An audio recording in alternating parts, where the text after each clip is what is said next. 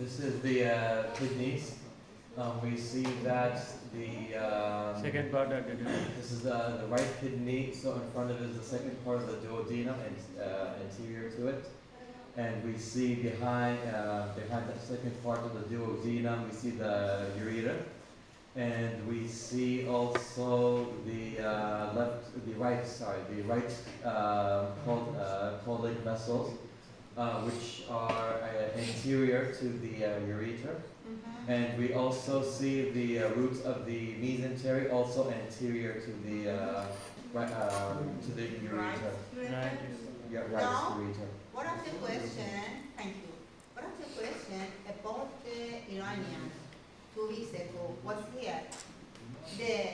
All of the following structure are passing posterior to the root of the mesenterium except right ureter, yes. Left ureter, no. The left ureter never pass posterior to the mesenterium. Now about the left side. Who's ready to explain here? Such as the comment according to this picture. Comment. Explain here. This the left kidney, and we see the ureter, left ureter. Anterior to the left ureter is the left colic vessel and the left gonadal vessels. And also anterior to the left ureter is the sigmoid mesocolon. Yes. Sigmoid mesocolon, you know the sigmoid colon is movable because it has meso, such as the transverse colon. But the root of the mesocolon sigmoid consists of two parts, the lateral part and medial part. The angle between the lateral and medial part is here, exactly posterior to this junction, posterior to this mesocolon sigmoid, the left ureter is passing and coming down. Okay? These are important. According to this picture, we can prepare for you so many questions. And the question in your exam are be short, such as this one. For example, all of the following structure are passing anterior to the ureter except peritoneum. Yes. Yes. Both kidney, both ureter, the position is retroperitoneal. So anterior they have relation with the peritoneum. For example, the root of the mesocolon sigmoid is anterior to the right ureter or left ureter? Left. You should know anterior to the ureter, you are able to find the left gonadal vessel. You are able to find the left colic, the sigmoid vessel, about the right ureter, the right gonadal. You are able to find the right colic, the ileocolic, the mesenterium. All of these structures are passing anterior to the right ureter. This picture is so important and it is helpful to you to remember so many things. This picture in surface anatomy is going to help to you that if you want to show to your classmate to know that which direction outside of the skin is going to help to us to find the position of the ureter. If you connect the apex of the transverse process of the lower vertebra to each other in each side, if apex of the transverse process in each side, you connect to each other by a line, it is going in each side, show you the direction of the ureter. Okay? Now, what is this picture? Who is ready to explain this picture?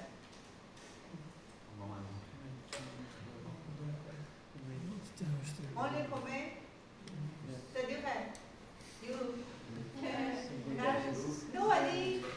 It is easy. We can do the picture after a bad nutrition, the para fat around the kidneys get removed and the kidneys fall down. Is that it? No.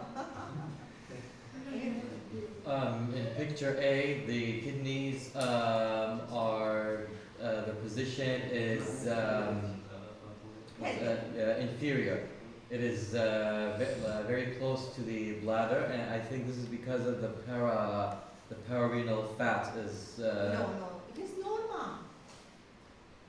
In the fetal period, at the first, your both kidney appear in the pelvic region.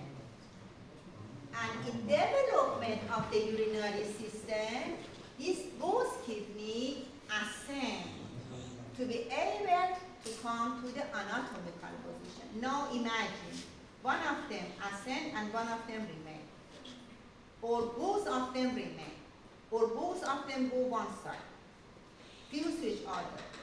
Or when they are coming up, they fuse to each other completely or only in one pose. So we have so many congenital diseases. At the first, both kidney appear in the pelvic region. When they are in the pelvic region, the umbilicus in the pelvic region directed anteriorly. In normal development, they ascend and rotate. They ascend and rotate medially. Now imagine they ascend and rotate laterally. It is abnormal. They ascend, one of them rotates laterally and one of them normally rotates. It is abnormal. Now, if you look at the picture, when the both kidney appear in the pelvic region, the both umbilicus directed anteriorly, and they are going to receive the artery near the vessel, that they are near the inferior. During the ascending of the kidney, that it is normal, it is a normal action that both kidney ascend, it is possible that they stop in the midway here, or go to the normal position. When they ascend, a new artery are going to appear for them, and the previous artery disappear. Okay? And at the end, only in from the abdominal aorta, a branch is going to prepare the blood for each kidney, and the previous artery disappear. It is possible in some of the person, never this artery disappear and remain. So you have a kidney with multiple arteries. It can be useful, and also this multiple artery can make problem for you. So during the development, look at the suprarenal gland. The position of suprarenal gland is normal, but the ren at the first, both kidney appear in the pelvic region. With the normal development, they ascend and rotate until at the end, the both kidney access to the normal position, and the previous artery disappear, and a new artery are going to form for each kidney. Sometimes this previous artery remain, so it is possible you find a kidney with a lot of branch of the artery. Normally we have one branch, but here we have multiple branch. This multiple branch can be useful. Why it can be useful? You know. Can you just repeat the question? I didn't. Why? Normally we have one branch from the abdominal aorta for each kidney. This one branch is going to divide to 5 segmental branches. If someone is affected, then other branch will supply. Yes, we know that none of these arteries has anastomose to each other normally. When you have a lot of branch, it is better because it is possible the anastomose appear here. It is possible, for example, this area gets supply from this branch and from this branch.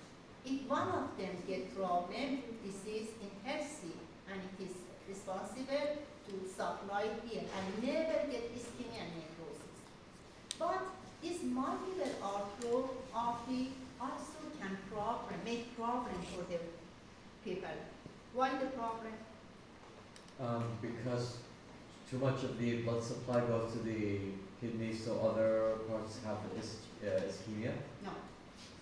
Another thing. Look at here. It is possible. This extra artery, when they are going toward to the umbilicus, compress the ureter. What happens if compress the ureter?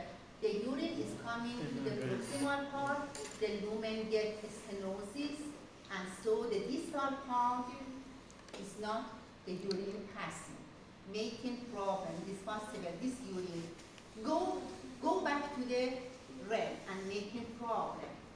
So it is possible this extra artery compress the ureter, and so the urine is not able in this patient to pass through the ureter. It is possible go back to the urinary, go back to the ring and making problem. About the vein also, it is possible you have variation. Now, about the kidney, sometimes the inferior pole, it is possible fused to each other, we call horseshoe kidney. Sometimes the superior pole, again horseshoe kidney. In horseshoe kidney, we can hear because the inferior pole or superior pole, it is possible fused to each other, always both kidney fused to each other, a small portion or completely, always remain inferior and never be able to access the normal position. What's the reason? We can hear this connection, this fusion, when the both kidney are ascend, this artery, inferior mesentery, prevent and never put to the both kidney to ascend. So the inferior mesentery is going to prevent the ascending of the both kidney if you have any fusion. It is the horseshoe kidney. Another form, it is possible both kidney fuse with each other completely. It is the disc form, cake form. It remains in the pelvic region. Look at the umbilicus, because they fuse to each other very soon. They never have time to rotate. When they are ascending, they are rotated. Inside of the pelvic cavity, the umbilicus directed anteriorly and they fuse to each other. So they never rotate. And they remain inside of the pelvic cavity. Here, some of the congenital problem that it is possible happen and appear for the kidney are visible here. It is possible both kidney go in one side and fuse to each other. It is possible the inferior pole of one kidney fuse with the superior pole of the another kidney and form a sigmoid form. It is the horseshoe kidney. It is the cake form, this form of the kidney. Then a kidney is remaining in the pelvic or a stop from the ascending or has abnormal position, we call the ectopic kidney. Ectopic kidney means here, for example, the right kidney, the position is ectopic, but the left kidney, the position is normal. Now, when the both kidney are ascending, it is possible you have a defect in the diaphragm. It is possible the left kidney used from a defect in the diaphragm go to the thorax.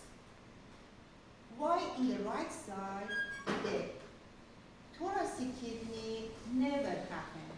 Because of the liver. But in the left side, it is possible you have a defect in the diaphragm and the left kidney come up and above something go from the defect of the diaphragm inside of the thorax. And you get a radiography and you find a mass. Then you find it is ectopic. It is thoracic kidney. Now look at this picture. With the aging, some of the cysts are going to appear on surface of the both kidney. 1, 2, 3. But here in the embryology, also you know about that. It is a congenital, it is a problem, but it is not genetic. This form of the cyst, that it is such as a mass of the grape, that you have some cysts, some of them are small, some of them are large, and connect to each other by the loose connective tissue we call multicystic kidney. Multicystic kidney. It is going to appear, this congenital disease, this problem is going to appear during the pregnancy. Yesterday I told you the important period of our life is the fetal period. When the both kidney was going to develop, something happened, something, I don't know what, for example, drug. Something happened and stopped the normal development of the kidney during the fetal period, during the pregnancy of the mother. So the kidney go and form and change to this form that we call the multicystic kidney. But here also you are going to look at the multicystic kidney, but here it is a congenital disease that the reason is genetic. The reason of this is genetic. We have two kinds of the genetic of polycystic kidney. It is polycystic, but the previous slide was multicystic. The polycystic kidney, we have two kinds of the polycystic kidney. One of them is going to be appear after 40 years. Means 40 years, every person is normal, the kidney. After the 40 years, the genetic is going to change. And so the polycystic kidney is going to appear. The polycystic, the reason is genetic. But the multicystic, it is not genetic. Something happened during the pregnancy. Okay? Okay. The rest of the slide remain for the next session. What's the time? 12. 12. We have practice.